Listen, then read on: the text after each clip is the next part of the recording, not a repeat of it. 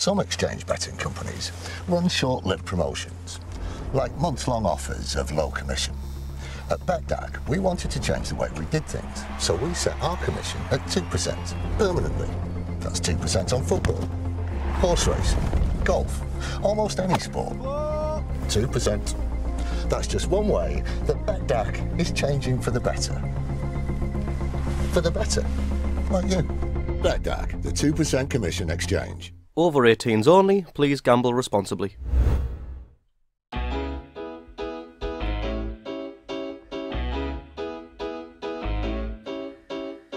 Hello everyone and welcome back to the ROKER Rapport. All things considered, this week has been another successful chapter in the chronicles of League One as Sunderland battled their way to a formidable 0-0 draw away to a very capable Barnsley side before coming from behind yesterday to beat a Walsall side 2-1, a side who were 17 leagues places below Barnsley, but were certainly no mugs either.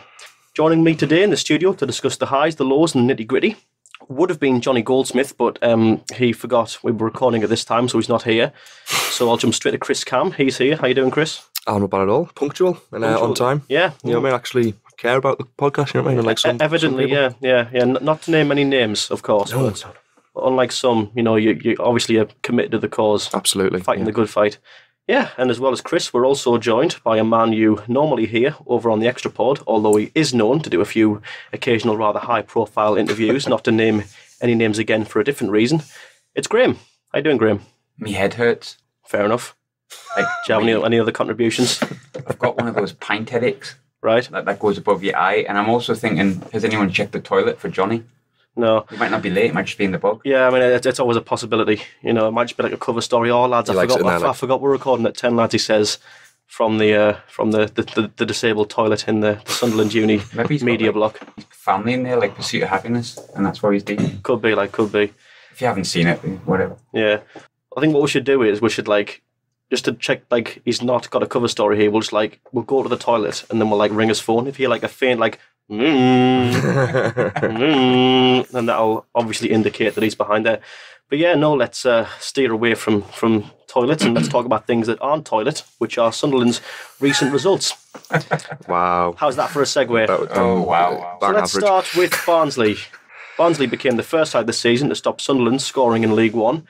Thankfully, we managed to keep them out and the game ended goalless.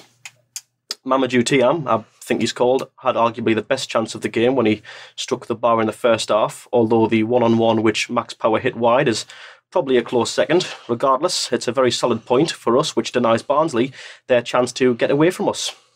The race for automatic promotion is still very much in our reach, thanks to that result, and thanks to their draw at home to Doncaster, which I believe was Doncaster were at home. At Doncaster were at home. Regardless, it's another draw for them, which Big up, Donny. Plays in our hands very well. Moving on to the Walsall game. The Walsall game saw Sunderland get back amongst the goals, although it wouldn't be us to draw first blood, as Josh Gordon, who scored from a free kick, bit of a fluky goal, but to be fair, it looked pretty nice when I watched it back in the 4th minute to give the visitors the advantage. But Lee Cattermole reminded us all that he's an absolute goal machine in League One by levelling the scoreline 29 minutes later. The visitors were no pushovers, but ultimately we proved to be the better team, and we got the winning goal courtesy of Will Grigg, who put our second goal away from outside the box following a nice little Josie Barini-esque 1-2 with Charlie Wyke. Yeah, it was very. That's literally all I could think of when I saw it. Yeah, it was like a mirror image of it, except he didn't curl it, he just placed it. Absolutely. Control / really good pass. Yeah, something like that. I want to say it's like a flick on because I need to say something positive about him. I've not done that in a while. But anyway, before we get on to the more finer analytics of the two games, let's have our 3-word review. So, as always, we asked the good people of Twitter to summarise the recent events of the past week for Sunderland in just 3 words, and this is what they came up with. So, Danny, what does that say? Danny Babbage? I think it's Baby J, like Baby Jet. Maybe. Okay, we're going to say that. Danny spelled it wrong. Danny Baby J, we're going to say that. Said Comeback Kings. Paul Rackstraw said Wind, Fire. It's not quite that band that sang that song about the world turning. Wind, Fire. Yeah. We didn't start the fire. It was always burning.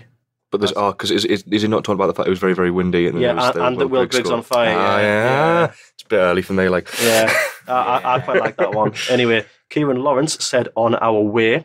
AM said Closing the Gap.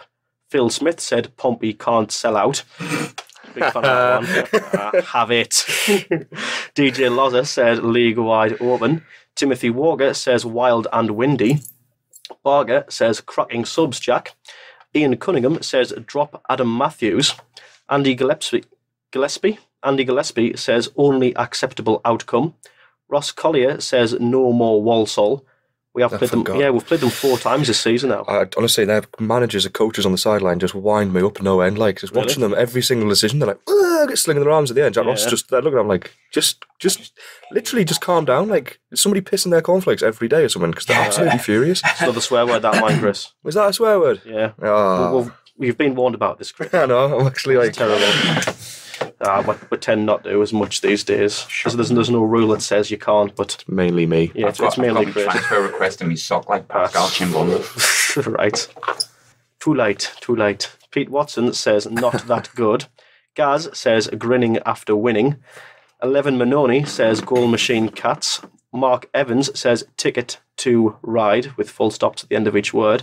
And Sean Cotterill sort of swerved the whole three word thing by saying Will Griggs on and then putting a fire emoji. Oh, that's clever. Big fan of that. Very, very There's sneaky. it's a free word review, not meant to say anything about emojis. No. There's really no limit to emojis, so you could put 3 words and then just like fill out the rest of the character amount with emojis, and there's nothing we can do to stop you. That's how it goes. Did anyone notice that when we did the Kevin Phillips podcast sneak thing, that Gav put the baldy grandpa as one of the emojis, and I don't know why he did that. No, I didn't say that, but... It's because Kevin Phillips is a 40-odd-year-old bald man, and that's just like... Oh, he's beautiful. He is, like... He is. Beard, apparently. He's the nicest bald man with a big we've had on this podcast. Yeah. Big shade. Not to name any names again. I feel like you need to stop comparing yourself to him, Alex. Yeah. Blythe's stupid. Blythe's a stupid place. Anyway. The 300 reviews were good there, though. I thought I one of them was not good, not that good was one of them. I just felt like, I saw that. You play against a team in Walsall who were absolutely pap.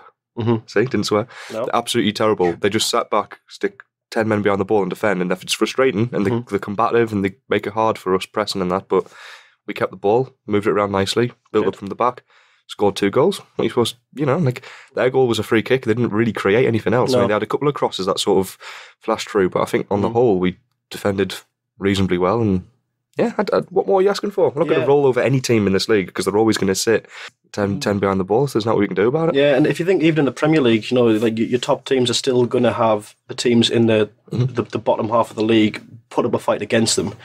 Ultimately we've won, and that should be all that matters. We've won, for me, very convincingly. The free kick was a bit of a fluke for me, We didn't look in any danger, though. Not really, no. I think once we got back in the game, it did just seem like a matter of time before we were going to go on to win by 2-3-1. But we'll get that in a bit. Let's focus on the Barnsley game for now, because I do like to do this chronologically. So, Graham, let's hear from you. What did you make of the Barnsley game? Just give us your thoughts. I mean, if we're talking about now, how I feel about it, it looks positive, and I wasn't overly disappointed with it in terms of the result on Tuesday. But I think if I remember how I felt after the match, directly afterwards, I was disappointed. I felt like they were, if I'm honest, I felt like they were much better side than us. They looked much more dangerous. They dealt with the conditions better. They looked like they got the ball on the floor better. But pardon me, the performance yesterday in terms of keeping it on the floor means that I think maybe Jack Ross noticed it as well. But if you're looking at directly just the Barnsley game itself, I thought we were quite lucky to get away with a 0-0, if I'm completely honest. Mm. I'm very happy with that result. Before the game, I would have said if you can go to Barnsley and take a draw, then that's a fantastic result for any team in this league. Yeah. It was frustrating because I feel like, although the conditions ruined the game, that goes without saying. Both managers said so afterwards. Everyone watching it could see it was like you stuck the ball in the air and it wouldn't move properly. It was really bizarre. Yeah, like the ball would go up from our end, going at the air, and then drop vertically. It was like the wind was that bad. Oh, it was ridiculous. But I'm okay with the draw because at the end of the day, nice cliche. At the end of the day, Barnsley have a good team and they will pick up and beat most teams in this league, and they might well have beaten us. The reason I'm frustrated is we could have nicked it. There was a couple of moments in there where if there was just a little bit more quality, or if somebody had put the weight on the pass a bit better, or if Max Power was, wasn't a box-to-box holding midfielder, was actually a striker, we might well have won that game 1-0. If Max Power was, say, Will Grigg, would you have had faith in Grigg putting away that one-on-one? Yeah, definitely. It wasn't, it's a one-on-one on paper that's what you would call it if you were referring to it in retrospect. He had pressure on him. It was a tricky one to handle. He had pressure on. The ball had sort of felt him quite awkwardly. As you say, he had that defender to his left. He had to take it. He had to take it sooner than I think he would have liked to as well. And at the end of the day, it's not Power's fault. He's not a striker. It's not his game. Number 10, is he really? No, he's not. He's playing a role because he's been asked to, but he's not going to be very good at it because it's simply not what he does. No, he's been asked to do it. I think due to the circumstances of our players getting injured, and to his credit, I think he's done it quite well. But that's another thing about the winds. Normally, blaming a difficult game on the wind always sounds a bit soft. I think when you hear managers like Klopp say it, you always think he's just sort of like deflecting blame in a very sort of feeble way. But in the first half, we struggled to make any progress down the pitch with a long ball because, as you said there, Chris, the wind would just blow it straight back. You couldn't make any progress at all. The game plan, it was easy. Like if you don't want to go and take the initiative and try and score the goal, then it was such an easy game to play. And I think Barnsley when they got the ball out of the pitch, they looked confident. Their passing was so slick along the floor. They moved us about. We couldn't keep up with them. They took advantage of like Catmull's lack of mobility, in particularly in moving the ball around them. Yep. But when they were defending, it was just so simple for them. They just knew, like, listen, let's just press them really high up the pitch so they can't make any progress. And then when they go along, we'll win it back because we've got the wind in our favour. Yeah. And that was the first half. We did really well to get into that first half at 0-0 because it's almost like how on earth do you combat that? No. I would have liked to see when we play, we get the ball at the back four, and then Grant Leadbitter comes short and he collects it from Baldwin, or it was Flanagan at the weekend, or Dunn the other night. He gets the ball, he turns, he looks forwards, he either doesn't see anything he likes and he goes back, we keep the ball and just wait for somebody up front to do something. Generally what happens is McGeady comes central, takes the ball, spins, moves. The problem is Power should be the guy making something happen because he's in that role. That's what Honeyman does when he's in the team. He moves midfielders and defenders out of position. What I'd like to see, if we haven't got that movement from number 10, get the ball into Leadbitter, straight into the fullbacks, like just go wide immediately, and then we can think about building triangles and build up on either side. If you go down, say, the left-hand side and you get blocked off to dead end, that's fine. Bring it back out, recycle it straight over the right-hand side straight away. I think it's impossible for us to do that when Adam Matthews is playing left-back. Do you reckon? Because he was a little bit pinned at times by his winger against Walsall, and Barnsley he definitely was because they had decent players. But when he comes forward, he's just so right-footed. He cannot play left-back. It's not his fault either, you know what I mean? He's been asked to do the job, and he's defending-wise, he's okay. But going forwards, I mean, yesterday against Walsall, he made a great run down the left-hand side, received the ball, and then he whipped in a brilliant cross with the outside of his right foot. Like, it was laughable. Like, it was literally right in front of us. I burst out laughing. I couldn't believe it. It's like, he's that left-footed. It was screaming to be hit with his left, and he just dug it out with his right.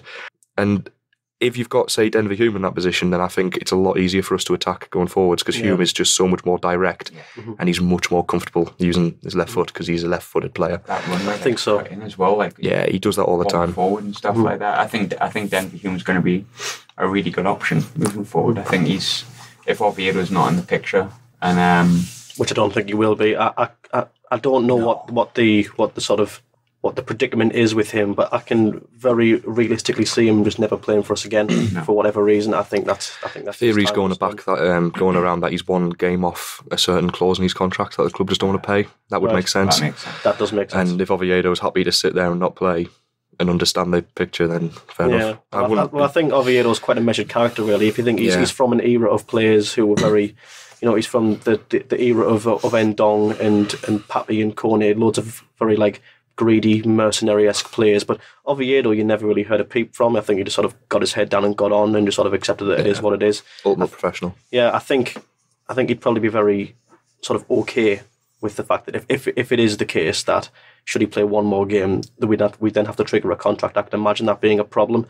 If you think he'll be on a lot of money, and any contract that would have been arranged by David Moyes would have just been some careless sort of chucking of a ridiculous amount of money, and I can imagine that contract clause being ridiculous if it does exist. I don't know what it is. It's total speculation, isn't it? It might not even exist. Yeah, speculative though it may be, I could imagine that if it is the case that it exists, it would be A, extortionate, and B, something Oviedo would accept. But coming back to what you say about our wide players, Chris, I think you're definitely right that if Matthews is going to play, it can't be on his awkward side. I think all of our best attacking motions seem to come through our flanks. We have some very capable fullbacks and wingers in that team who can burst forward. take on the man, look for the overlap, build those triangles. We can do it all from those sides. I think that for me is where the bulk of our substantial attacking threats come from. Yeah. I don't know what you think, Graham. Do you think that we need to focus more on what we do down the flanks, or can we make more from a ground war in the middle with whoever's going to play a number 10 in the near future? I like things going down the wing, but I suppose that's probably because I was brought up with a team that had Mickey Gray Johnson on one side and Summerby and Chris Megan on the other, and that was, at the time, everything sort of came down that, and you had a solid middle in terms of Bowley and like Alex Ray or Lee Clark or someone like that next to Bowley or whatnot. I think some of our best football for me has come down the wings this year. I mean, I can't remember what goal it was, but there was one where I think it was Oviedo that put the ball in, and I'm sure it was Josh Madger that scored. I like stuff going down the wings. I think the problem that you've got is it's not like you kind of Johnson Summerby sort of times when the ball just goes in. You've got Lyndon Gooch who break dances like before he puts a cross in. He was frustrating at the week. That's a really good way of putting it. I mean, I honestly, and I don't mean this in a bad way, because I like Lyndon Gooch and I think he's got a really good future here, but I think we've got to remember, I know he's 22, 23, but I suppose with Gucci, you look at, it's the first time he's probably played 30 odd games and played a game every 3 or 4 days ever. I think it's probably natural. And I imagine he's not getting a great amount of sleep with a newborn kid there as well, which I know sounds really, really, really daft, but if he's tired... It's true, isn't it? Like, in real life affects you. These are real problems, yeah. Yeah. Absolutely. He's a real human at the end of the day. Like, I could break dance like McGeady. McGeady break dances really well because he gets in places and stuff like that. But I think, to answer the question, I like Honeyman deeper. I think that works for me. I prefer. There's a joke in there somewhere, but we're mature grown-ups. We're going to sidestep it. Please continue, Graham. I'm definitely not mature. But then I think when it comes to having a number 10, I've said it for weeks and weeks and weeks and weeks and weeks and weeks. Why don't we try Luke O'Nien, number 10?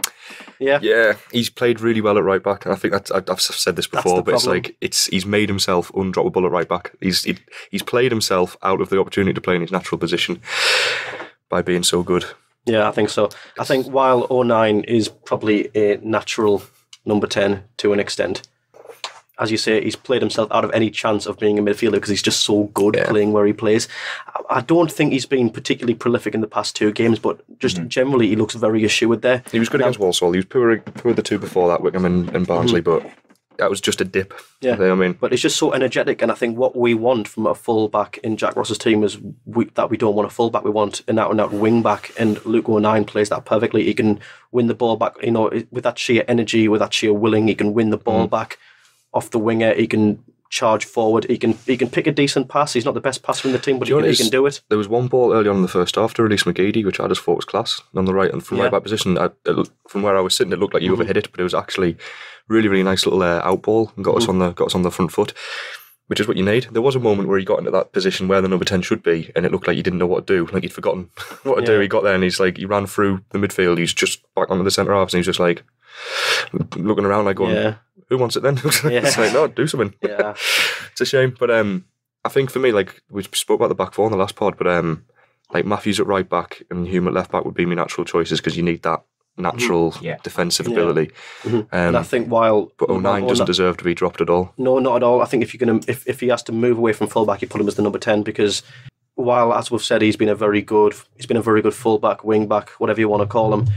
His natural position's playing as a number 10, which I believe he would play very well. And obviously Matthews, I think, is actually, there's been a lot of people saying that he hasn't done too well recently. He's got a lot of detractors really just over time, Matthews. I don't know why, but I quite like him. I think this season he's been very solid, and I would like to see him play his natural position just to give him a chance to really show us what he can do in such a crucial way of games. He's still had the initiative going forward. Sorry. Yeah, it's all right. Speaking of defenders, something that I do want to cover is our centre-backs. Still perceived by many, myself included, as being the real weak link of the team.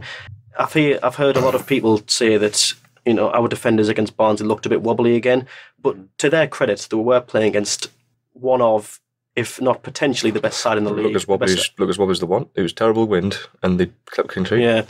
Yeah, they kept a clean sheet. Ultimately, they contributed towards that clean sheet. They were playing against what is arguably the best attacking side in the league. Do they deserve more shift for the more praise for the shift they put in, if I can get my words out. Yeah. But, I mean, they certainly work hard and they're part of the team and they do everything that you could ask them to do. I think it's ultimately just a little bit of a lack of quality that lets them down at the end. Yeah. But again, we still keep like as many clean sheets as you would probably want to. Like I know we concede odd scrappy goals every now and then, but we've still got the quality to bail ourselves out, so I'm not really too worried. No.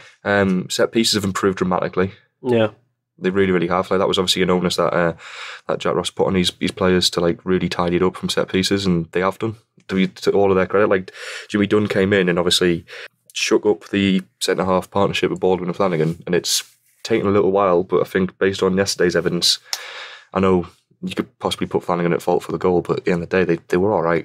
Like Baldwin, I thought was immense actually yesterday. I thought he was really good in the air. He pretty much won everything. He won a couple of free kicks off their strikers. I think it was Gordon, who was slightly shorter than him.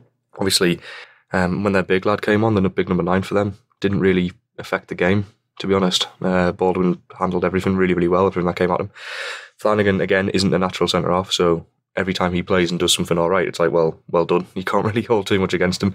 It's up to the recruitment team in the summer to sort of bring in a big commanding leader. It definitely is. I think that should be the first port of call. I mean, obviously, I don't want to assume for the second that we aren't getting promoted, but realistic though it may be, whichever division we happen to be in next season, I think a sort of a big physical, assured leader playing centre back should be the first thing we should be ticking off that agenda. That is exactly what we need. I think for me, with our defenders, we are going to have games where they're not going to play well. I think you're very much an idealist if you're going to assume that we're going to go an entire season where we're going to have flawless defensive performances. The lads will sign in League One with a budget that is good, but is still not ridiculous. We're not going to sign these absolute world beaters. We're going to sign players who are in League One for a reason. It could be good players, but are ultimately going to have bad days. They're going to have times where they're not playing too well. But I wonder perhaps how much of that is their quality. Are Baldwin, or maybe not Baldwin, he's probably comfortably our best, are the likes of Flanagan and Jimmy Dunn, are they perhaps not very good in the grand scheme of things? And are they perhaps going to give away fouls or not play well due to a lack of quality? Or is perhaps confidence the sole thing holding them back? Because if you look at Flanagan against Walsall, the first 20 minutes, he looked a bit all over the place, especially when he gave away that free kick. He had loads of time to control that. He was bigger than the man who was chasing him, but he let the ball bounce about 3 times, and then he failed to sort of nick it back off his man when he really should have dealt with that a lot easier. But could that perhaps have been nervous? Because he looked a bit dodgy as well after that. But as we came back into the game, he looked a lot more assured, and he didn't really put too much of a foot wrong afterwards. So how much of it, we'll throw this question to you, Graham, how much of our defensive partnerships' problems are their lack of quality, or is it purely a lack of confidence? I actually really like Flanagan. Yeah. I know a lot of people don't agree with that, but defensively, I think it's much of a muchness. To be honest, I think it is probably like a quality across all 3 of them. I don't think any of them are championship level, if that's where we're aiming to go. I don't think they're anywhere near good enough. But I think when you've got like Baldwin and Flanagan playing, what I quite like about them is like we should be a team on the front foot in just about every game. That's what you'd like to think, home or away. And we played the ball on the floor so much more yesterday. And I feel that was helped by the fact that Flanagan and Baldwin just put it on, like they keep it on the floor as best they can. I think they've got a bit of quality there in terms of like coming forward and bringing the ball out from defence, certainly more than Jimmy Dunn does, because Jimmy Dunn, he drives me crackers with those long balls. It drives me absolutely insane. Like I'm tired of it, and I was delighted to see him out of the side, if I'm honest with you. But I think I was. To kind of answer the question, do I think it's quality or lack of confidence? There's a few times I've seen Baldwin lose a lot of confidence. Namely, I think it was the Blackpool game where he obviously scored, but actually might be the Accrington game. What was the one we give the penalty? Where was it? Accrington. Yes, it was that game, I think then. And him and Jimmy Dunn looked terrified every time they had the ball. It was like hot potato. So maybe there is, and I think there's obviously an element of confidence with every player, but if every centre-half, like Jimmy Dunn, Baldwin and Flanagan, are all full of confidence and flying, do I still think they're good enough for where we're at, where we want to be? No. I think what would have worried me about Tuesday is if Kiefer Moore plays big, massive unit of a man. Yeah. And he plays against Jimmy Dunn, who's like, he runs a bit like a robot, doesn't he? Do you know what I mean? There is an element of that, I think, to his game. I think there's an element of looking a bit sort of mechanical, a bit sort of not naturally adept at what he's doing. And I'm really surprised by the thing with Jimmy Dunn. I'm really surprised that I'm just not a fan of him at all. I'm really surprised by that, because when he came, obviously, I spoke to a few fans that support Hearts up at my end, and they loved him. They thought he was brilliant. And I think it was when we signed him was around the time we did that interview with Phil Barnsley, and obviously off the record, I asked about him, and he said, "Yeah, really good lad. Like I Irish Youth International," and everything was praise. Everything was praise coming for him. And then he came in, and he just looks a bit weak for being such a beanpole. But I'm sure there's people that disagree with me, but I don't think he's got quality to be anywhere near what we want now or where we need to be. And I think Baldwin's probably the same. I think Baldwin can come in and have 2 really good games, and I think he's been really good the past 2 games. I thought he was excellent at Barnsley. But my favourite of the three is Flanagan, but a lot of my favouritism towards Flanagan is I think he's the best to bring the ball out from the back. I think going backwards, I mean, the way he let that ball bounce yesterday, like you said before, was just like, it was proper bog standard, like League One behaviour. It's like, that's what I would have expected from Brendan Galloway last season. Oh, God. Again, I don't like to sort of... That's how under-23's captain you're talking about there. Yeah. Brendan Galloway. Ouch. But yeah, I think what you say there, Graham, it's quite, if I was to maybe pick out there how you feel about our defenders, it's quite a condemning indictment. I don't know what you think of this, Chris. What you're essentially saying is, am I right in thinking that should our defenders be at the top of their game, sort of mentally, if their confidence was through the roof, if they, felt about 10 foot tall, would they still not be good enough to play as a championship pairing? No, I don't think so at all. I don't think. I think Flanagan maybe could do backup in the championship, because he's obviously very versatile and can play right back, left back. And played there for Burton. Yeah, yeah, who got relegated. Yeah, exactly. I don't think Baldwin's going to be good enough. No, and I'd be very frustrated if Jack Ross seeing Jimmy Dunn as, say, another loan sign, and say, I mean, God, let's hope we go up, and say we do, and I'm well ahead of schedule here, because we've got 9 games to go, and we're not even in the automatic promotion places as of yet, as we speak. But say we do go up, say we don't go up, would I be happy to see Jimmy Dunn and Baldwin, or Baldwin and Flanagan, or whichever the pairing of the two would be, as our first choice centre-half pairing next season? No, I wouldn't. I don't know, and maybe I'm being really harsh, but I think they just lack a lot of quality. Yeah, a part of me wants to disagree with you, but at the same time, I don't know if I can. I think if we come back to what we said about Kiefer Moore just there, obviously it's never nice to see players suffer more of the brutal or grotesque injuries in football. The likes of Kiefer Moore suffered. I mean, I think Quest wouldn't even show it on camera when he got that head injury, because it apparently just looked so grim. But I couldn't help but be extremely relieved that he wasn't in the Barnsley team. And I think that probably goes somewhere to supporting your argument, Graham. Kiefer Moore is a very good League One striker, so by all rights, he would probably be a fairly standard striker in the Championship. I think a lot of teams in the Championship would be okay if they had Kiefer Moore. I don't think he would light the division up, but that's just it. I think I'd be really uncomfortable with the idea of Baldwin and Dunn trying to keep him out. And a lot of Championship teams will have someone equal to Kiefer Moore's standard or higher. So you've got to think that's the calibre of play you're up against if you get promoted. That's, for me, a bit concerning. I don't know what you think, Chris. I think Baldwin's all right, but you need somebody alongside him who can handle the likes of the striker you're talking to. I agree with that. So, Flanagan isn't going to be good enough in the Championship unless he does something miraculous to prove us wrong. Dunn has done nothing to show that. In terms of, Dunn, I don't know if Hearts play build up from the back, possession-based football, but I doubt it. Because looking at Jimmy Dunn, if the Hearts fans rate Jimmy Dunn, then there's no chance that that's the type of football they play, because we play the ball out from the back and Dunn can't do it. Yeah, he keeps playing this ball long, and I think he got dropped for the game on Saturday more due to the fact that he's not listening to his instructions than his actual ability to defend. Yeah, that ball going over the top and bypassing Ledbetter, who literally exists exclusively to receive the ball from the centre halves. It's like, if you're not doing that, then you're not doing your job properly. Yeah. So we don't need anyone to try and be a ball-playing defender when we've got someone like Ledbetter in front of the back four, because he can just do it for you. And Do you know what it is? Baldwin and Flanagan were superb at doing that on Saturday. They didn't. There was a couple of moments where they looked like it could be nervy, but that was just more the crowd being nervous. They were cool. They were coolest people in the place, and they controlled it. There's times there the Walsall press was really good. It was really effective, but we bypassed it pretty much 100% of the time. It was really, really impressive. The only time Baldwin played a long ball was when he was actually trying to aim for someone, like trying to pick out McGeady or something like that on the wings. We didn't go long to Grigg once, I don't think. Oh, really? Like, that's perfect.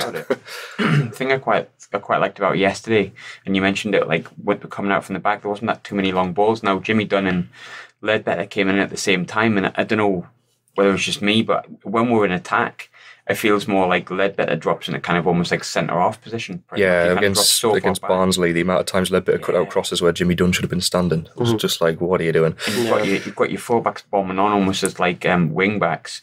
Ledbetter obviously, I think, attacking almost drops back to go alongside whoever's playing centre-off. And he just gets, there's so many times when Jimmy Dunn plays, he gets bypassed. And just gets launched. And like, there was a point, I think it was Wickham, when I was like, well, he must be getting told to do that. Why is Jack Ross changing the tactics? Then you watch the game yesterday, and everything was on the floor. And it was all like, right, I've got the ball at the back, right, short ball, Ledbetter, what you got on, right, doesn't work, back to Baldwin, back to Flanagan, right, and again, right, what have I got on? And hey-ho, we got 2 goals, and we were like 1 goal down. If that was a few weeks ago, with Jimmy Dunn there, I think we would have struggled all day, launched long balls, they would have nodded it out, and we might have got a cheeky little equaliser at the end. And I just said cheeky little equaliser, which sounds horrible. I think like it's hard to use the word cheeky in any like scenario that doesn't sound a bit minging, I think. Especially when you're 32 years of age. Especially that great, I thought like the players deserved like all of them immense credit yesterday for the way they played. We won a goal down after 5 minutes. The stadium was very, very shook, silent. Not a lot to shout about. They didn't get fazed by it. They played really, really well, I thought. They actually grew in character. And then obviously the goal went in and you could see the place lifted. It was huge. The fact that Catamol scored it as well didn't do any harm. No, I agree. And we'll get on to Walsall exclusively in a moment. But one last point I want to make on Barnsley is that they got a 0-0 draw against us at home that will probably be a bit disappointed with, but probably not overly upset with. That's because they knew they had the game in hand, didn't they? Exactly, yeah. So they got a 0-0 draw against us, and they followed that with another 0-0 draw away to Doncaster. So that's 2 draws, that's no goals scored, and that's given us a very good opportunity to overtake them. I think overall this week for them will be seen as a failure on their part for their promotion bid. We win our games in hand, we go above them. How realistic is it that they could bottle it, Barnsley? I don't think they'll bottle it. I just think they might miss a little bit cutting edge without Moore and McGean in the team. I know McGean's back soon, but they might miss Moore. They've done really well without him up until like this week. So I'm not going to put me hat on that. You know what I mean? They might well be absolutely fine and still win every single game because they're perfectly capable of doing that. It didn't look great against Doncaster, mind. I watched that game, and Doncaster had the better chances of that game, especially. Doncaster are a good team, though. They are. I wouldn't be. Should we be consigned to the playoffs? That'll probably be the team we play in the preliminary before we go to Wembley. If we beat them and go to Wembley. What would it be? Us, Doncaster, Pompey and Charlton? Yep. It's 3rd against 6th and 4th against 5th, if I'm not mistaken. Yeah. That's how it goes, yeah. But I don't know. I mean, from Barnsley's point of view, if you look at those 2 results in isolation, they're fine. Like a 0-0 draw at Doncaster is okay as a result in isolation. And then a frustrating draw against us, but the conditions and everything to sort of go like, well, let's just call it a draw and forget about it. They might be frustrated they didn't take some of their chances, which they probably should have done. Yeah, like put us to the sword. If I was a Barnsley fan, I'd be looking at those 2 games, and I hear what you mean, Chris, that obviously, they're not losses, the draws. The draws against very formidable teams. There are far worse teams in the league than us and Doncaster. But I'd look at that as a Barnsley fan and think, right, if we had Moore and McGean, we could have won both of those games. Yeah. They might look at that in retrospect and think, right, Sunderland, their defence wasn't brilliant. That big Irish lad they had didn't play too well.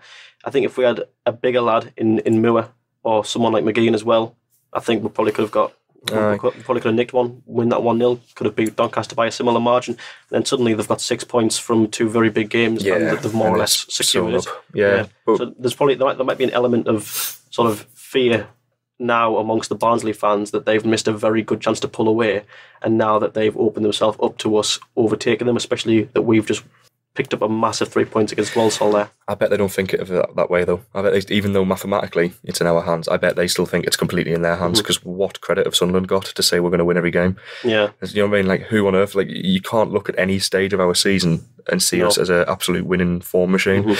And Barnsley will know. Barnsley will think, well, if you think of Barnsley and Sunderland, which team has far more chance of winning the last 8 games?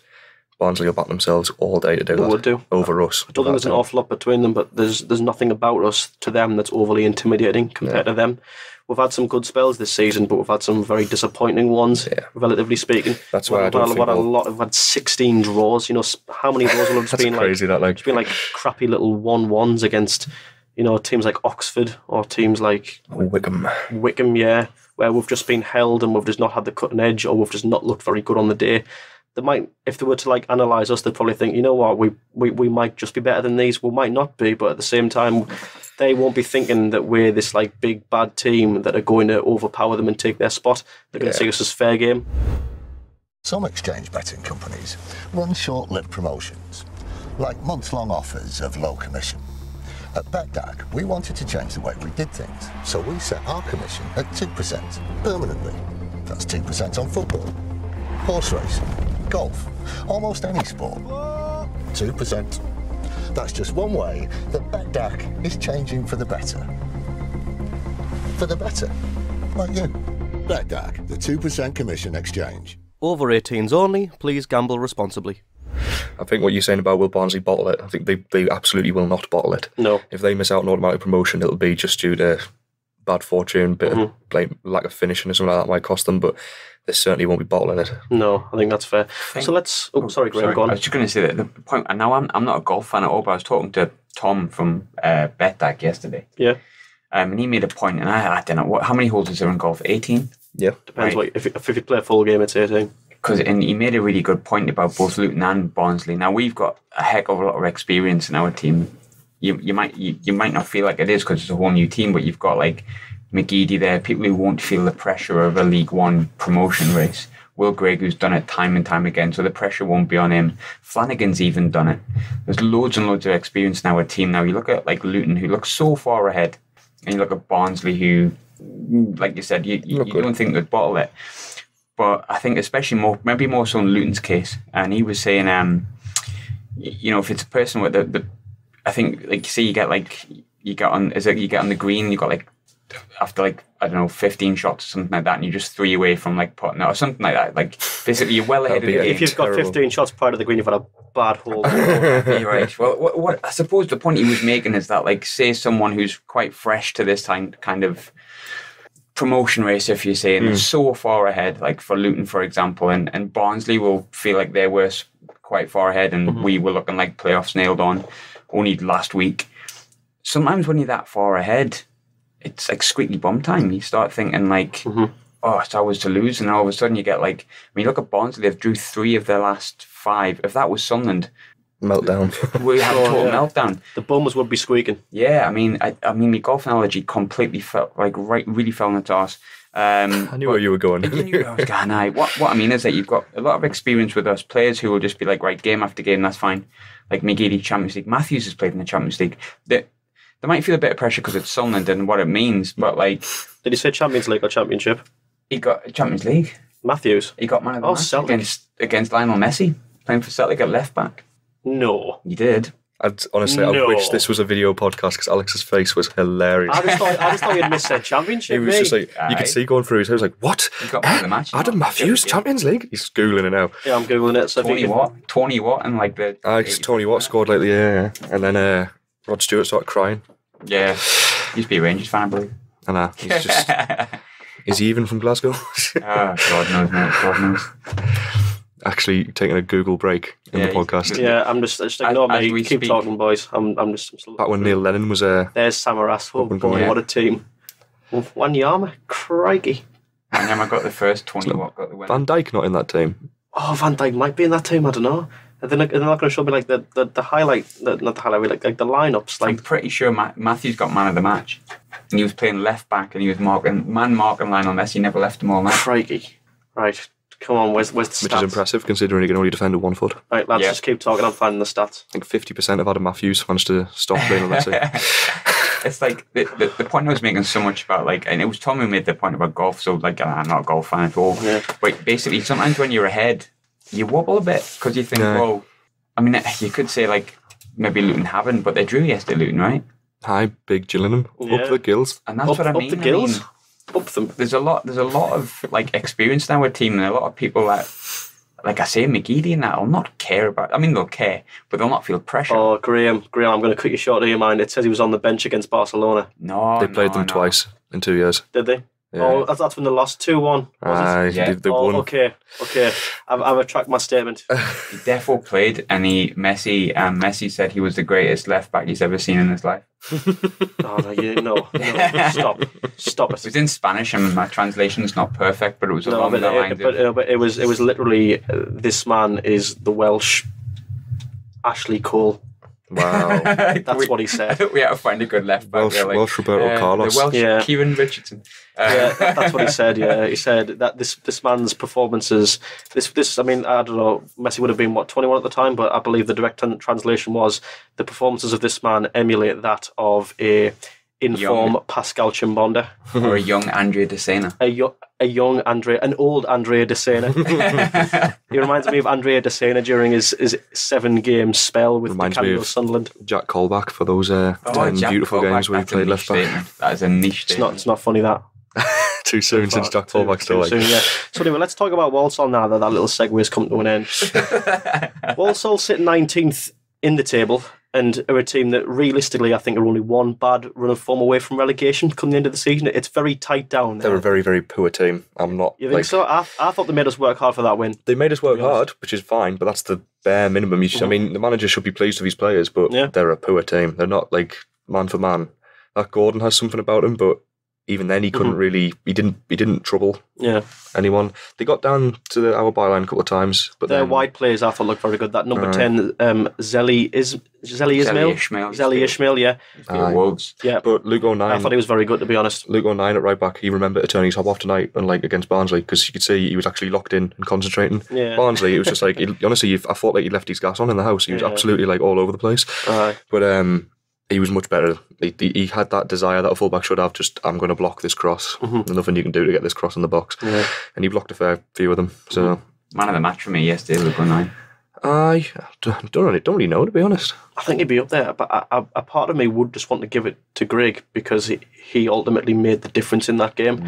If he didn't have someone with his quality in that game, it would have been 1-1 for me because they would have held us off. You need that bit of quality just to McGeady made things happen when he dropped deep and claimed the ball. Yeah. He started a couple of attacks. Ledbetter is always a shoe-in for man of the match. Yep, he can't decide and give it to Ledbetter. I think you said last week that if no one's outstanding, then Ledbetter gets it by default because he is just that good, and I stand by that. If it's a good team performance, Ledbetter wins man of the match. Because he's just that good. McGeady for me though was very good again against Walsall. I think he's just in this league. He just looks so good. He's just figured it out. He just dances through them. He can do so much more than just his normal duties as a winger. There's loads of times where he'll take the ball off the opposition and he'll just sort of move through 3 of them, then move across the field and put the ball to the other flank. And he can just do that. I think at a higher standard he'd probably struggle to be that industrious, but he's just capable of so much in this league. And I think that reaffirms again what you said last week, Chris, that Jack Ross should just, while he has his team sort of set in a very specific way that each player plays a certain role, you've got wing backs, you've got ball playing midfielders in front of the back four, but McGeady should juxtapose the whole thing entirely by just being a free player, because if you let him just float about and quote unquote make things happen, he will. He can just do anything with the ball when we're going forward. Yeah, he had a shot at one point where he picked up on the sort of edge of the box, corner of the box, cut inside his man and just hit a left-footed shot, and the keeper made a decent save. I was watching, I just thought, there's not many players in this league who can just do that. No. Who can just shift the ball out his feet, create a yard of space and hit the target. And he makes it like a training exercise. It's like, I've just had a shot. I do that. I think I have shots. Of all the players in this league who can do that in live game, we've got about 3 or 4 of them in our squad, and we had 5 of them when Madru was here. Yeah. It's sort of an embarrassment of riches that we've got. I want to be a bit negative about it though, and criticise some of the players who I didn't think do enough. Oh. Not that they don't do enough. It's just Lyndon Gooch, right?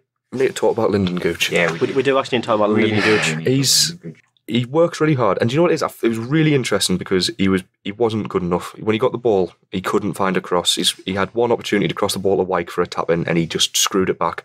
Grigg ended up making something happen off the back of it, but that was Grigg, not Gooch, doing that. But what I thought was interesting is he came on, and then when Morgan went off, we played better. Mm-hmm. Like, our attack was better, it was more structured, and we knew what we were doing. And Gooch enabled that through his positioning and the way he plays. Mm-hmm.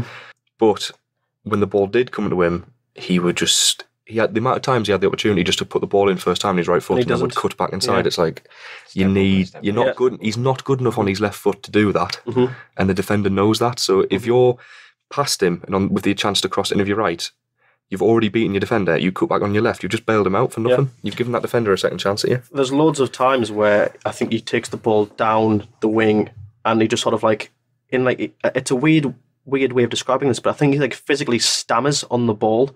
He has the ball at his foot and he sort of like just like kicks at it from the bottom while moving gradually towards the fullback, but he doesn't make any progress. The furthest he'll go a lot of the time is to the byline, while he'll then have to bring it back to power, and that quite literally happened, I think, with his first motion when he came on as a sub. Yeah. That being said, though, he did have some bright moments. There was one part towards the end of the game where like he took his man on, he took two of them on, and he sort of like burst through them. It almost like it looked like the blooming Kool-Aid man, just like busting through like that little wall, and then just slung the ball in, and no one was there to take it, but it was a good ball. So I think he's a tricky one, Gooch. I think at times he flatters to deceive. I think he's probably he's just a bit too ambitious, and I don't think what he has in his locker at the moment is in proportion with what he wants to do. I think he can be a very capable winger if he just sort of, rather than trying to take his man on all the time, he opts just to swing it in or just to find someone else with it and just sort of like see who he can tee up in that triangle or just who he can find on the overlap. But he tries to be like McGeady a bit too much for me. And while I really like him, you know, he's a great lad. He encompasses a lot of good values that we want to see in this club. But he's not Aidan McGeady for me, and he's not that good. He's not even Lewis Morgan. Nah. He's probably not, to be honest. He's decent. He's very decent. But if his decision-making was better, that's the difference between him being flattering to deceive and being a very solid winger. He needs to evaluate to himself, like, what is my impact on the game? So when he comes off the bench, right, we played better. Him stopping out wide, it just helped. It sort of moved them about. It gave him the defence someone else to worry about. It worked for the team. You know, I think just him being on the pitch opened up a lot of chances for Wyke and Grigg when they were up there. Yeah. He needs to look at what does he actually get out? What does he get for his team while he's on the pitch? Like, if you look at Morgan, he might not get a shot on target or even set up a key opportunity, but what else does he claim for his team? The amount of times Morgan on Saturday went up the field, got fouled, won a free kick, and we're great at set pieces now. Brilliant. That's a really, really good goal scoring opportunity for us. How many times was Gooch in that position where he sort of burst past a fullback and got them the trip mower? Yeah. Didn't happen. If you can just put that ball past him, as much as I was frustrated by his lack of quality with the crosses and that, I would rather see him getting into position and putting the cross in early and then missing the player entirely, because at least you're doing it. Keep doing it, because eventually it'll come off. Don't get into that position, think, oh well, he's obviously not doing it consciously, but somewhere in his head he knows he's not going to make this cross count, and that's why he's turning and coming back and deferring the responsibility on somebody else. Just take ownership over it. Jack Ross and guarantee would much rather you see you spanner that cross out of play than you turn around and play it at power when you're in the right position to do it. Like, that's a good opportunity. It's a good look. You've beaten your man. All you need to do is cross that ball into the box, and then you've done your bit. He's not taking that ownership and seeing that through at the moment. No, I don't think he is. You're right. And that's because he makes mistakes when he does do it. Yeah. The breakdancing thing, I know, is like a kind of like a comedy comment, I suppose. It makes a lot of sense, though. It is a bit like that. He just doesn't need to do. He's a better player than what he's shown at the minute. He's a good kid. He's got a good attitude. He loves Sunderland. That's what we want at the club. And I'm far from saying that I would want rid of him. I think he's an important player, and I think he can make the step up to the Championship. But he needs to be told, look, mate, you're fast, you're powerful. Get forward, bang a cross in. Stop taking. I mean, he didn't do that at the start of the season. He's not playing to his strengths anymore, is he? No. He's burnt down the right wing. Even at the end of last season in the Championship, when he got on the team under Coleman for a bit, he played on the right and he just bombed down the wing and just put the balls in. He very rarely did 7 million step overs. Like, you're not good enough to do that, mate. You haven't shown enough to show that you're good enough to try and take the... What you are good enough is to just drive past, put a ball in. Yeah. And then if you're on the other side of the pitch, which he didn't do as well, which is sort of a basic thing that a winger needs to do, is when the ball's on the opposite side with McGeady, come into the box, bring that full back with you. Because then if you come into the box, even if the ball doesn't come in, if it does come in, then suddenly you've got him, Grigg and Wyke in the box. You know what I mean? You've tripled your chances of scoring. Whereas if he brings that full back into the box with him, and then the ball does get recycled and come out, then suddenly there's a big space on the other side, and he's created that just by his movement, and he's not doing that yet. I think, in short, what I would say to him, if I could only have maybe 10 seconds to give him advice on the next game, I'd say, Lyndon, a good winger you are, an inside forward you aren't. That would be pretty much the long and short of it. But anyway, let's move away from anything from the sort of negative sort of reviews we're giving Gooch, which I think are totally constructive in nature. But of course, let's move on to something a bit more positive. It's just because I want him to do well. Yeah, we all just want the best for Lyndon and his Lyndon and his lovely little whimsical smile and his weird Californian Macam accent hybrid that fundamentally disturbs me, but I love it nonetheless. But anyway, Will Grigg's finish, I want to talk about that. We all want to talk about that. It was absolutely excellent. It had these really sort of like bizarre shades of the Altidore Barini flick on with Wyke. I don't know whether he totally meant it or not. I've watched it back a few times, but he did. Wyke just sort of like leaves it for Grigg. Grigg takes it away from the man and then just finds a lovely shot from outside the box. Bottom right corner, it looked completely effortless, but there's so much involved there. Is this what we're missing, Graham, when we play long balls? Are we missing the ground war that we can win with Will Grigg? I thought we played quite well yesterday before Charlie Wyke came on, but I definitely think we needed another dimension, and I think Charlie Wyke played really well, but I think that's because his first touch set up a goal, and then all of a sudden out of like absolutely nowhere, you're seeing like a guy that wanted to get the ball. It wasn't a hot potato anymore. He was like pushing people out the way. There was a point when he had like 3 lads like on him and you just pushed them all out the way, and I was just like, what's Charlie Wyke doing? Like, he looked like a man possessed, like he was really good. Yeah. And I was at the Blackpool game on New Year's Day, the away game when Madja scored, and Madja looks so much better with Charlie Wyke there. I think he's an enabler, isn't he? Yeah, he gets a bit of stick sometimes, Charlie Wyke, and I think there's two ways of thought. There's 2 ways to look at the Charlie Wyke situation. There's 2 trains of thought.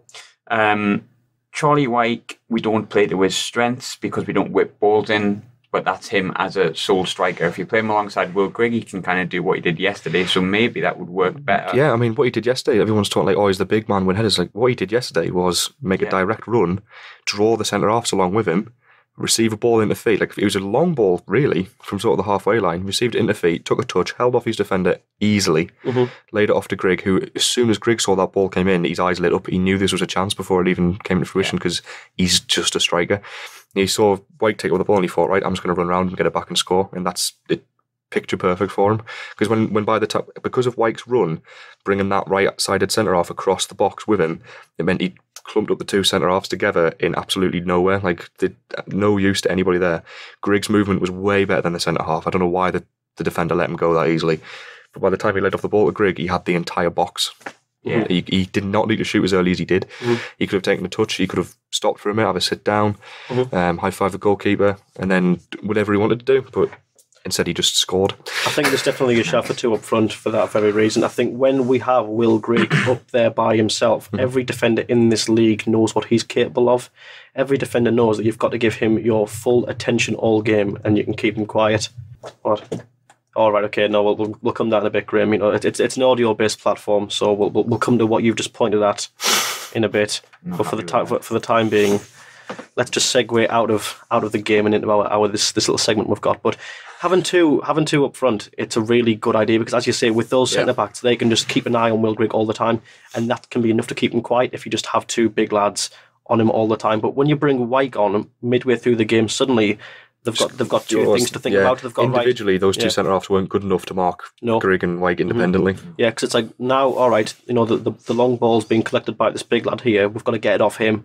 But then by the time he finds the pass to Grigg, you've let Grigg away. And if you give him an inch, he'll take a light year. Will Grigg, he's that capable as a striker. As you say, the moment that ball left Wyke's foot and went into Grigg's path, he knew that he could score from that. You could see it in just it's just like the purpose of his movement. He knew it before Wyke even touched the ball. Yeah, he knew he was going to score. It was just like, I think it's like it's almost like what it is when you watch a stream and like your stream's like lagging 10 seconds behind. He plays so when you look at Twitter, everyone's already seen the goal and you're waiting for it. It's a bit like that. Grigg plays in a different time zone. Like, yeah, he plays in it. Yeah, Will Grigg is in a different time zone. That's a good way of putting it. So I think we'll leave that there for today. Actually, one more thing. Go on then. Why can't we play like that without Wyke on the pitch though? So because Grigg Grigg can do exactly what Wyke just did. Mm-hmm. Why haven't we got support for Grigg from that point? So I don't mean supporting like, oh, okay, I mean like when, I think it was Power who passed the ball, was it, into Wyke? I don't know. Say Ledbitter's got the ball on the halfway line. Why can't Ledbitter play that ball directly through the midfield like he did into Grigg's feet? Because when Grigg receives it, he's got nobody around him. Why can't McGeady, Morgan, Gooch, whoever it is, then Gooch can play as an inside forward. He can come off that wing, make a run through the centre halves and try and collect that ball from Grigg, because Grigg will find him. Yeah. I just think that positionally having a second striker just gives you that much more accessibility. Absolutely, for him. Yeah. I think having a winger or a number 10 trying to do the same role isn't going to be quite... But it's what Power's there for, so why doesn't... Obviously, Honeyman, when he was there, ball goes into Grigg's feet, right? Power, come alive, make yourself available, so then Grigg lays it off to you closer, and then Grigg will make the run. It's frustrating, and it must be really frustrating for Ross to watch, because he's seen Wyke do that, and he's gone, well, we can do it. It's not the fact that Wyke was on the pitch that enabled that to happen as much as it was, like, the mindset changed. Mm-hmm. You know what I mean? I don't know, yeah, Wyke coming off the bench did mean that we could play that ball, because obviously Wyke's the one that made the run, but why can't any of the other players on the pitch make that run for them? You don't have to be a striker to be in that position, especially if you're Power and you're playing the number 10 role. Go make that run. Go occupy a centre-half. You're not doing anything like standing in midfield with, like, Ledbitter's got the ball, Catmull stood there, Power stood, like, to his right. You're not doing anything. Go occupy a defender. Why aren't, like, that's the frustrating part with us when we're playing. We don't build up properly because the midfielders don't take that responsibility that a striker does automatically, like Wyke. And that's my argument. You don't need Wyke on the pitch. You need a player to take a bit more responsibility. And if it means bringing Wyke in and playing 4-4-2, then so be it. Yeah, I think that's more than fair enough, Chris. And I think if we're all happy, we can leave this there and move on to unless you've got anything else more to say, Chris? No. Well, maybe. No. Anyway, we haven't got a celebrity guest in with us this morning as we record this podcast. Sorry, Graham, I'm not lumping you in with the likes of Kieran Brady and Julio Walker, but you know, it is what it is. So what we've got instead is, a few days ago, I believe it was on Wednesday, someone put up a tweet on the ROKER Report Twitter asking for unpopular opinions in a Sunderland AFC context. So what we're going to do, now we're not here to lambast people for what they believe, you know, but we've all entitled to an opinion, but we're going to read out some of what I think could potentially be the most interesting or controversial unpopular opinions about SAFC, and we're just going to see what we think about those. So before we start, obviously, just having a go at the people who've had a go on this thread, you know, well, we're not going to have a go. I think I head that off. We're just going to discuss them in a very measured and mature environment. But you know, I think it's only fair enough that we give the people our unpopular opinions first, just so we're all in the same boat, that we all have something that very few other people seem to agree with. So I'm going to start with mine. I thought Liam Bridcut was fairly all right. Nah. No? Not having it. Nah, crap. Very much in the unpopular section, like, I'll give you that. The 1-1 draw with Everton, okay, the game against the Mags, the 0-0 draw with Liverpool, he was a very good player. You're just saying that for effect, Alex. I'm not saying that for effect. I'm saying that because it happened, and it was there. He was all right. He was slightly worse than Catmull on his day, and that for me is a player that's all right. He was like Sergio Biscuits at Biscuits. Yeah, he was like Sergio Biscuits. Right? Sergio Biscuits at St James's Park. Though he was class that day, but then after that he was Liam Bridcut. Yeah. It was. No, I'm not having it. No, well, there you go. That's an unpopular opinion. Chris, give me one of yours. It's a bit difficult, that, like. Go on, Chris. Loose face. I'm trying not to say something that's going to, like, potentially affect our chance of getting guests on the podcast in the future as well. Got to be pretty political. I'm not getting Liam Bridcut, so I've already messed that one up. That's fine then. It's fine. I can't get Liam Bridcut on. It's a tough one for me, like. I've not really had time to think about it. You put us on the spot. Grim, have you got one? While Chris has a big old think, have you got any unpopular opinions? I had a couple the other day, and I'm trying to remember what they were, but I think I think that, I don't know if it is an unpopular opinion, because I probably just pay too much attention to Twitter, and there's an opposite one on the list of people here, and I'm literally the way. George Honeyman is 100% the right choice for captain. Mm-hmm. I agree with that. I think he absolutely is. 100% the right choice. And the reason being, in short, just because he doesn't shout and scream enough and all that kind of stuff, and I believe he did last season to certain individuals and maybe overstepped the mark, but fair play to him. I think someone deserved that. But George Honeyman does the right thing day in, day out. Gets the area, he gets the club, he trains hard, he works hard. He's always, when the celebrations and he's on the pitch, you can always see he's the first one to run and try and pull people together. And he's a bloody good player at the same time as well. And I don't care what anyone says. I love George Honeyman. I love George Honeyman. 7 out of 10 comment that. 7 out of 10 comment. He might even be an 8, that Graham. Might even be one I'm not going on for an 8. Might even be one of those days where it's an 8 out of 10 comment. Chris, have you had a think yet? Yeah. It was going to be about Dick Advocate. What about Dick Advocate? I just don't rate him at all. Like, I just don't think he was very good. He kept us up, but he wasn't very good. Like, I don't know if that's what I say. I'm not sure if it's unpopular. That's like, not unpopular. He totally shouldn't have come back. That promotion. Yeah. He looked like he just. And the flowers thing was a bit like a waste of money now. Yeah, a waste of time. Like big old waste of money. Yeah. Anyway, so let's have a look at what the people on that thread have said about their unpopular opinions. So like Newcastle and Mint. Yeah. One of them was that, but not because it's a really obvious joke and we're beyond that. But the first one comes from someone who's actually not a Sunderland fan. It's Peter Taylor from the blog Bury Me in Exile. He's a Bury fan. And he said, James Vaughan wasn't given a proper chance and floundered in a toxic environment. Get out of town. Well, he's not wrong about the toxic environment. No, James Vaughan could have been a different player if he signed this season, but he was also a knob, so... Aye.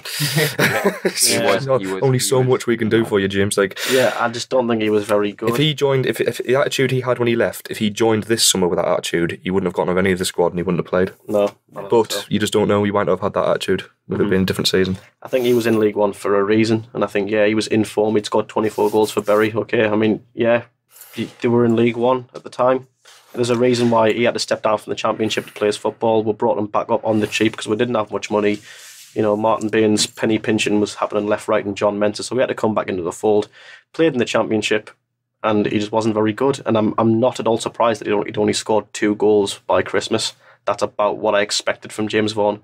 So I think, the environment was toxic, but what would be the difference there? Maybe if the environment was positive, he would have got 3. I don't think he's got much there. I think ultimately.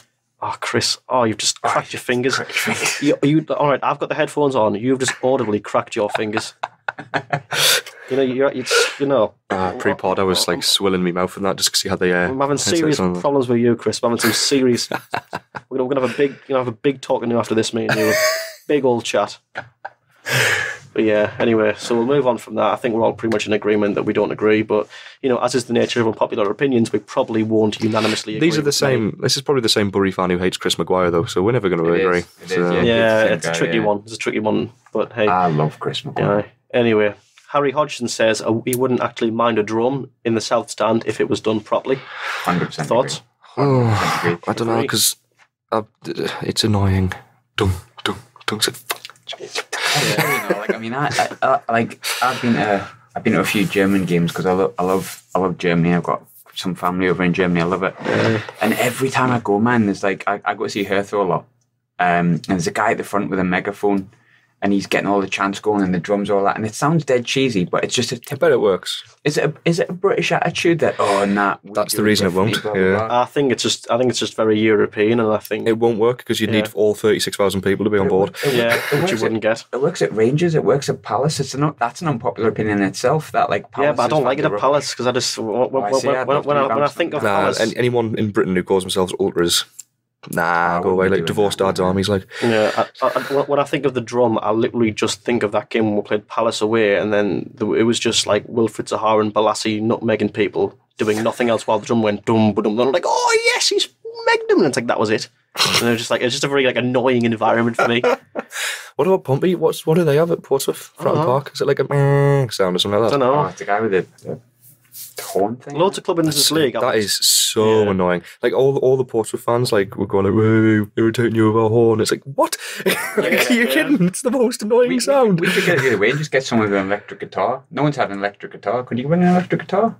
Just absolutely like riff out. Yeah, like a burnt face man, kind of like slap bass, like a slap bass solo. That wouldn't work, would it? No, I mean, it's an interesting idea, but I don't know. I mean, I think when you get down to it, ultimately, there's a lot of really just weird traditions that clubs in this country have. How much stranger would it be for a few of them to start banging the drum every now and then? You know, I mean, West Ham blow bubbles. In what dimension is it having a drum worse than having bubbles? You know, bubbles don't even make any noise. Exactly, they're just there. I mean, the suds might go in your eyes. It's a nightmare, really. Logistically, I think it's a nightmare. I'd much rather have the drum. Nothing goes wrong with the drum. I wouldn't be the guy that carries it doing that. Yeah. Where would you put it?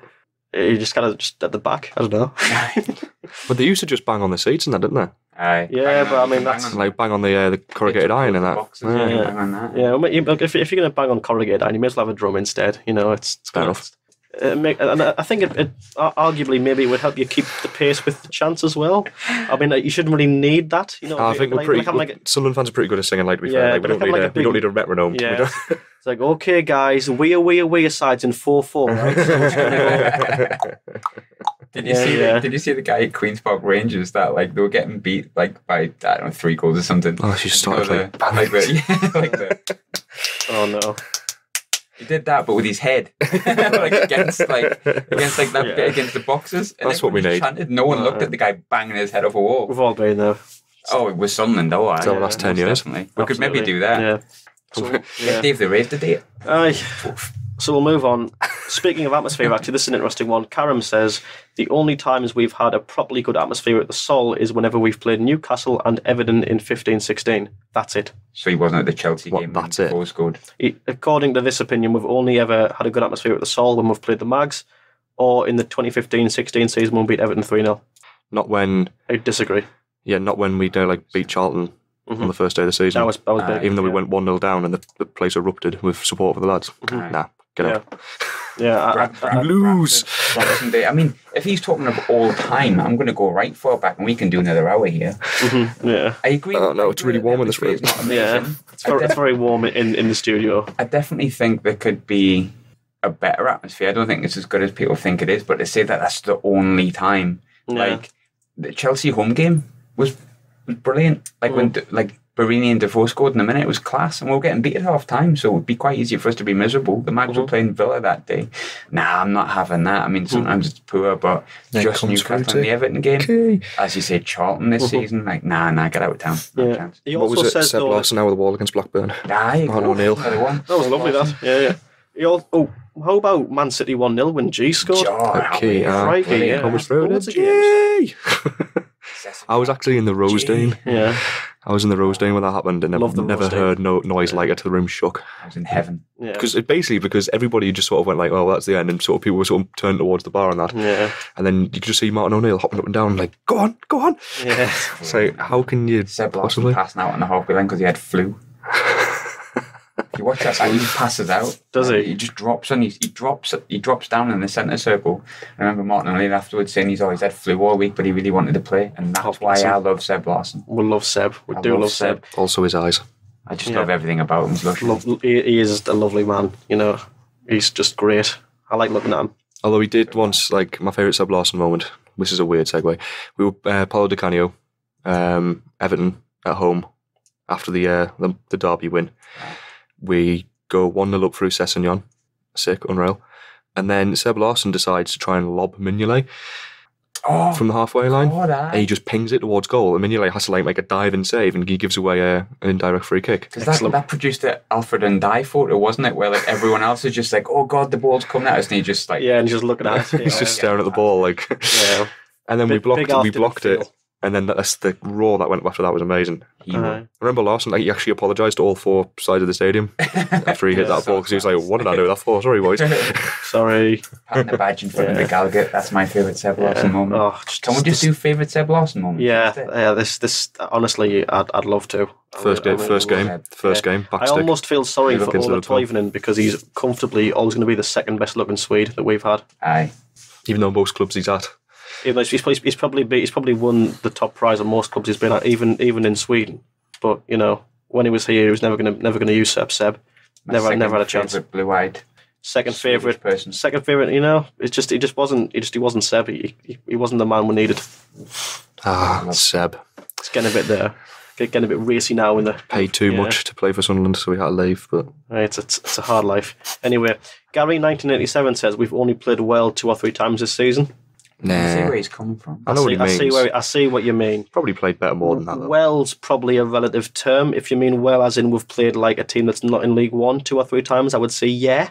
But generally, if we've played like a League One team for the duration of the season, because we are a League One team, and I think as a consequence, we're not going to be world beaters. We're going to look like pretty naff at times, even though we've got a result. So I get where you're coming from, but I mean, it wouldn't be something that I would be particularly concerned about. Not that that's what he's saying. If I get my words out. Not if that's what he's saying. But I get what you mean. I think I understand where Gary's coming from. I don't like. You can't comment on how well Sunderland play, really, in the sense of that it's sort of out of our hands. It's not. Try to get across what I mean here. We're a good enough team so that other teams play us. They have to respect us and defend and frustrate us and be combative. But we're not good enough to just bypass that. So a team to beat us has to set up in a certain way defensively. Otherwise, they stand no chance. Whereas we're not actually good enough to bypass that and demolish it. Like, we're never going to beat a team 4 or 5-0 in this league because of the way that they're going to set up. Like against Luton, when we drew 0-0, the worst thing that could have happened to us was Luton getting a man sent off, because it meant they stopped playing their open, free-flowing game and went back to the same thing that we've faced all season. You basically don't need all 11 players on the pitch to stop Sunderland from beating you. No. You just need to set up in a certain way, and there's not a lot we can do about that. I haven't got enough players that can unlock stuff. There's only McGeady, isn't They were like the first sort of 20 minutes against Walsall, you're watching it, we kept the ball really well, kept recycling it, and I was looking going, what on earth are we meant to do? I was genuinely at a loss. I was like, how do you get this ball through their defenders any faster? Because you just couldn't. It just looked really stagnant. It had that grim feeling of a game where they're going to get like a jammy goal, and then we're going to have to like fight our way back to a 1-1 and possibly be stuck there. But thankfully, the extra little genius of Will Grigg made the difference, as we've said. But yeah, no, I do understand that. I think it's a very valid point. I think if you're going to say we've played well insofar as we've been absolutely the best team in every department, there's only been a few games where I'd say that, Scunthorpe, maybe Rochdale, but ultimately we've had a lot of games that have been quite frustrating, so I understand that. Moving on to the next one, Martin Dunn says we played our best football under Poyet and the Moonfruit slated him. No, for me, that's a big old no. Who did we play our best football under then? Not Poyet. God. But who did we play our best football under? In the Premier League, I might even argue Allardyce, to be honest. But Christ, not. If you think some of the games we played with Poyet were absolutely horrendous to watch. We were so like. I mean, there was the 8-0, but then it was bizarre. We either had games where we just ground out 0-0s, or we lost by 8-0 or 4-0 to teams like Southampton and Aston Villa. I mean, we firmly did not play our best football under Allardyce. That's out of the question. We were not good at football under Allardyce. We did what League One teams are doing to us, and it worked. Oh no, doesn't mean we're good. I liked our football. I liked it. I really enjoyed it. It was total like. I thought it was really refreshing to see an Allardyce team not be as sort of monotonously anti-football as he's always made out to be. I thought that we had a lot of players there who were very creative. Like Kirchhoff would just run the show in midfield. Kirchhoff was a god. He was. I mean, I remember the West Brom game. We drew 0-0, but he just had full control. Like, we needn't have had any other midfielders there because he could just do everything. It was ridiculous how good he was. Kone with Kabul looked unreal. He had Mvila, who was a joy to watch. Oh yeah, you were a good team. You were a good team with Allardyce. So I don't think at all it was a generic sort of Allardyce kind of side. I think we played some very creative, very nice looking football. Kazri, crikey, when he wanted to be good, he would be good. Big thing with that comment, though, right? The big thing with that comment is that it depends what you define as good football. Because like some people define a passing, possession-based, high-pressing game as good football. To me, good football is it effective and does it benefit the team you got on the pitch? And that's where I would come in and say maybe Poyet played the most attractive football when it worked. I think our best football was under Allardyce because it was effective. Yeah. And I think that's the point I would make. Yeah. But if you're a football purist and you believe in the inverted commas Barcelona way of playing, then you could have an argument for Poyet, yeah. Sure. Apart from we got beat 8-0, which was kind of Anyway, Dean Longstaff. Hey, he tried his best. You've got a fan here, Liam. If by some weird chance you are 1 hour, 13 minutes into the ROKER Rapport podcast, when you have no affiliation with Sunderland beyond your little spell here, but it is what it is. Anyway, Dean Longstaff says playing a weakened team away at Hull in the FA Cup quarter-final was a good idea. Oh, absolutely. Go on then, Graham. Go away. So earlier on this pod, when I said that Graham was pointing at the screen and scowling at me, this is what he was pointing at on like the pod agenda. A few of these, as we go on, we get a few more controversial ones towards the end, and I'm not going to name the other people, so everyone else I'm going to leave anonymous because I just don't think it's fair. What, they're that wrong that you can't actually name them? There's some here that I'm really, really against here, but anyway, go on and Graham. There's one I kind of really quite agree with, but playing that weekend team away at Hull in the quarter-final, why was that a bad idea? Why was Ostari and Deseno and all them a bad idea? Actually, what was that team? Like, does he mean in the sense that, like, because we stayed up? He just said it was a good idea. Because you could say, like, oh, like, fair enough, yeah, we stayed up, so it made sense. But at the same time, right, we stayed up that season just because, like, we went mint for 5 games. Mm-hmm. And I don't know where the hell that came from. And Connor Wickham went nuts, didn't he? Yeah, like, Connor Wickham wasn't even anywhere near the first team we played that. I mean, we've got the lineup. Yeah, here we are. So we've got Ostari, Bardsley, Desena, Cattermole, Virginia O'Shea, Larson, Colback, Fletcher, Jackarini, and Scotto. Scotto. On the bench you had Key, Sung Young. You had someone that I don't want to name because we don't believe in sort of giving this kind of platform whatsoever. We have Saluska, Quaylar, Minoni, Bridcut, great player, and Barini. Obviously Barini, he should not have been named, and there was one over there that jumped out. It was like they probably should have started, isn't it? That's the main changes you'd have made. Probably, You've got a chance to get to Wembley. You've seen what everything meant at Wembley literally a week or something before. Key should have played. God, I couldn't even guess what that lineup was based on looking at that. I couldn't guess what the formation was based on that lineup. Where's Dean? Where Dean? Let's have a chat. Let's have a pint. Let's sit down. Let's chat about it. Yeah. And I'll listen to your points. But at the moment, on the basic one sentence statement, I wholeheartedly disagree with you. Mm-hmm. Yeah, I don't know. Dean. I would have loved us to be one of those rare teams that could use the chant "Que sera, sera." Put the champagne on ice, we're going to Wembley twice. Because if you win this game, you've got Wembley for the semis, don't you, for the FA Cup? Yep. That would have been unreal. I mean, this team was a crap team. I mean, Ostari, Scotto, Desena. What it is, though, if Cattermole didn't get sent off, might not have. Yeah, at the end of the day, the selection is what it is, but I mean, Cattermole cost us. Yeah, I slate Ostari as well, but he did save that penalty in that game as well. So it's a weird one. It is a weird one, but anyway, let's we'll leave that where it is. So we've got one here that I'm. Again, I think we're getting into something that I think are not a very what's the opposite of divisive? Just very wrong. Yeah, just flat out wrong. So we've got one that says Josie was never given a fair chance. No, I think he had plenty of chances, mate. He's got about 60 games or something. Plenty of chances. It's just like see how many games he didn't get a good chance in the same way that every other player at Sunderland during that period didn't get a fair chance because of the way the club was run and the way the coaches managed him. I just think... Yeah, but insofar as that he was on the pitch a lot of times and he had a lot of chances to score, which he didn't. I mean, the West Ham game, come on, you can't say that man didn't have a chance to prove himself. He missed an open goal by kicking the ball backwards, handballing it and falling on his arse. I remember that. Oh my God. It was just a nightmare for them. I was about to try and defend that opinion, but I can't. The entire stadium when he did that just went, nah, not happening. Yep. That's it. Mm-hmm. Done. Yeah. Here's one. Lee Cattermole doesn't deserve a testimonial. Of course he does. We're going to leave that one right there. There's nothing to debate there. It's Lee Barry. How about this? Josh Madger is twice the player of Will Grigg. No. Absolutely not. I think Josh Madger... He might be. Josh Madger could finish, Will Grigg could finish, but Will Grigg can do a lot more than just that. Yeah. Madger might one day be twice the player of Grigg. Perhaps, he's not right now. But as it stands, if we're going to compare the two, I think they're both good finishers. They're both probably about on par for me on that. But Will Grigg's all-round game is excellent. He can do it. He can do an awful lot more than just shoot. And I think one thing that I think Madger couldn't do as well was beat his man in the same way Grigg can. Grigg can just flick a ball around his man like it's nothing, and it looks so effortless. And it just looks no, I thought that's one of Madger's strengths. To be fair, you give the ball to his feet in the box, and he's probably going to score. Doesn't matter what position he is or where he's facing. No, I think Madger's strength was his positional awareness was really good, but I think his physicality was never there.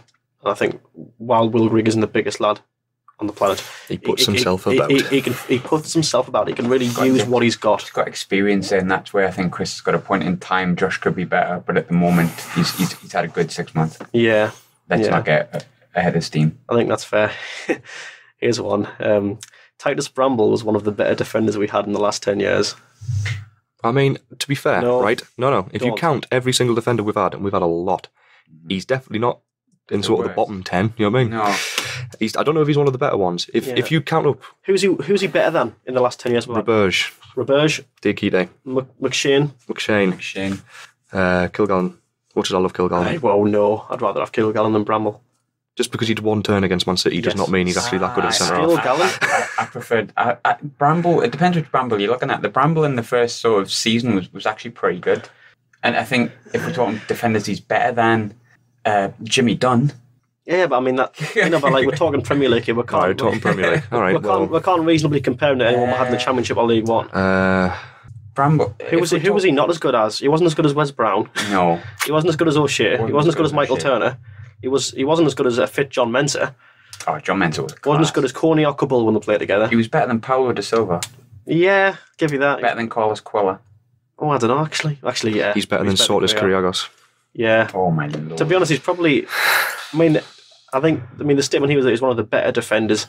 I think he's probably in the middle, isn't he? Maybe. Yeah, that's what I'm saying. Like, if you put all of our players like in a list and then drew a line in the middle of them, I reckon Titus Bramble might just sneak above that line in the middle. So therefore, he's one of our better players. If we're talking the bottom of the upper echelon, would you consider that the 12th best team in League One is one of the better teams in the league? You wouldn't say that, would you? I don't agree with his statement, but I think he falls short of being correct with this one. I see where he's coming from. Mm-hmm. He's wrong, but I see where he's coming from. Yeah. If he'd said Titus Bramble's not as bad as people remember him, or he's not as bad as the myth of Titus Bramble, then I'd say, the myth. Yeah. He's not as good as Keda Mangan. 100% win record. Forgot about him, mind. Keda Mangan, crikey. Beat the mags, no? Aye. Trying to think of other ones. Yeah. I miss the pink seats. I don't. What? Oh, sorry, Jake. I missed the pink seats. Why would you? Not naming him. It's just broken. I like Jake, though. Yeah. He likes his little... We've got a lot of Jakes, it's fine. I like Jake. I mean, why? No. Just take one of them. Let's still just take some. Yeah. If you miss them that much, let's go get one. Yeah, well, why didn't you marry one? You like it so much, why didn't you get wet? No, it was an awful, like, sickly, faded salmon colour. It's not now they're a very rich, sort of like proud, intimidating crimson, contrasting with a white in the corners. It's lovely now. The seats mean a lot more. Was minging. The seats colours mean a lot more than just the appearance of the stadium. It's sort of had a much more of a representation for sort of the big new start. It signifies that we're not the sort of like run-down shell of a big club anymore. We're symbolic. It is. It's got a lot of sentimental, moral value that goes beyond just like the physical appearance. So I think I do not miss the pink seats whatsoever. Can't agree with that at all. We're going to end with this one here because again we're not going to name the person. The cheesy chips crack is terrible. Now, this one for me, the cheesy chips crack, I like it a lot. Tell you what, if you don't like the cheesy chips crack, then you're not invited to Wembley. Fair enough. Don't come. Don't be on Wembley way. Don't be miserable. It's like, you know what, the cheesy chips is just something that happens in Sunderland, a bit like blue pop and a bit like pink slices. Pink slices. I heard somebody call a pink slice and pink ice slice the other day. I was like, oh yeah, get out. I'm going to take a point here and say, like, when it comes to that, when I say someone saying the cheesy chips crack is terrible, like, what's wrong? You know what I mean? Like, do you need upsetting you? How are you, man? Do you need somebody to hold you? Like, so what? How can you be upset about? I mean, I'm a bloody vegan and I'm not upset about it. You know what I mean? Well, you can get. You are a bloody vegan. It took me 22 minutes to get into that. So for that joke, it takes a vegan only 10 seconds to say he's vegan. I've just disproved the point. I'll give you that, Graham. I'll give you that. Even I like the cheese chips. Yeah, I mean, you can get vegan cheese, you know. I get Violife. You can get in. You can get terrible cheesy chips. Free Violife for mentioning Violife. Violife, if you're listening, the fridge is empty. Vegan cheese on Wembley Way. Oh no! Vegan cheese. No, see that the vegan cheese crack's terrible. Like, well, the sausage rolls. They're actually all right. There, Mark. I like them. Sausage rolls on Wembley Way. That'll be that for me. I had them before yesterday. I had 3. They're really decent, and they're not that bad for you either. I honestly think it's probably a better alternative. I've got a Greg's conspiracy theory. Like, they only introduced the vegan sausage rolls to distract everyone from the fact that they raised the prices of all of their stuff by 10p at the same time. Valid, yeah. And then people are saying like, oh well, look how much revenue the vegan sausage rolls brought in. It's great for veganism. It's like, it's not the vegan sausage roll that's brought in all the revenue. It's the fact that they raised all the prices by 10p. Yeah, I think most of the purchasers of the vegan sausage roll will be non-vegans who are like, you know what, let's try this. Or it'll be people who like want a reason to hate it, even though they've never tried it. Yeah. No, it literally, my conspiracy theory is that the vegan sausage roll exists purely because they needed something to distract everyone from the fact they were going to raise the prices. I think that's fair. So they sat down one day and went, we're going to raise the prices of everything by 10p, but we don't want to upset everyone, so what should we do? Yeah. Jet fuel doesn't melt steel beams. Whoa. Yeah. But yeah, one thing I want to end this on now with the cheesy chips crack, and like the person who wrote this, like I say, I'm not at all. Basically, if you're not a fan of the crack, that's fair enough, you know. Like, but why a reason I like it, you know, and this is entirely distinct from that point, but it lets me segue into it quite conveniently. The cheesy chips crack was something that was started by the mags as like a classist insult towards Sunderland. The whole point of that joke is that the Mackems, all they do is eat cheesy chips and drink blue Panda Pop, with the joke being that those are like insubstantial meals that you can buy on the cheap. And you know that they obviously they're a million miles away from the caviar that they have over there, but that's the whole point. Is that like we take this joke and we turn it ironically into a positive. You know, it's like, okay, we eat cheesy chips. Okay, well, we eat them on Wembley Way when we go to Wembley, which you don't do because you don't go to Wembley, and that for me is great. You know, I like it. I like it when classist jokes are turned on the head. Yeah. I think it's very good, and I think there's a lot of that in. There's a lot of that creeps in very like that, maybe a bit of like cultural elitism that I'm just not a fan of. It's like, I tell you what, we'll enjoy our terrible crack, but we'll enjoy it on Wembley Way. Like, yeah, exactly. So. It's like, yeah, exactly. You know, like, yeah, okay, right, yeah, sure, okay. Us Mackems we're all minging because we have this, you know, this food that's, you know, nutritionally devoid of value. But hey, you know, when was the last time you went to the new Wembley? Doesn't last long in my... I mean, maybe my insubstantial food's rotting away my neural pathways, but I can't recall the last time you did it. So on that note, I think we'll leave it there. So thank you very much for tuning in to the ROKER Rapport podcast. If we at all featured your unpopular opinion, don't worry, we've all got them. You know, like I say, mine was pretty bad. Hey, you know, we've all got one opinion no one can agree on, so it is what it is. We're all friends here. It's all good. So thank you very much, Chris, for joining us. Any bother. Coming to you pre-recorded from Sunderland University. Big up Spark. Yeah, coming to you pre-recorded from the University of Sunderland, brought to you by Spark. Yeah, and we're also... Thanks, Graham. You were here as well. I was going to say, I was waiting for me. No, well, I made the joke last week where I forgot Chris, but when there's only two people, it's not quite as effective. So I'm going to acknowledge you in this outro. Thanks for being here, dude. Thanks, mate. Yeah, thanks, mate. Okay, so thank you very much. And here's to the next time you'll hear from us. The next time you'll hear from us after a Sunderland game, we will have been to Wembley. So here's hoping the next time we can report on a Sunderland game, we will have brought home the Checkatrade Trophy courtesy of Don Love and Alim Öztürk. There's an unpopular opinion. Öztürk. That's how you say it. That's how you say it. That's how you say it. There you go. Yesterday. So if your unpopular opinion was featured, don't worry, because I'm the Wally who says Öztürk, so do not worry, right? That's the worst one going. Popular opinion, Conor Bromley's overrated. And Chris, I said opinions, not facts.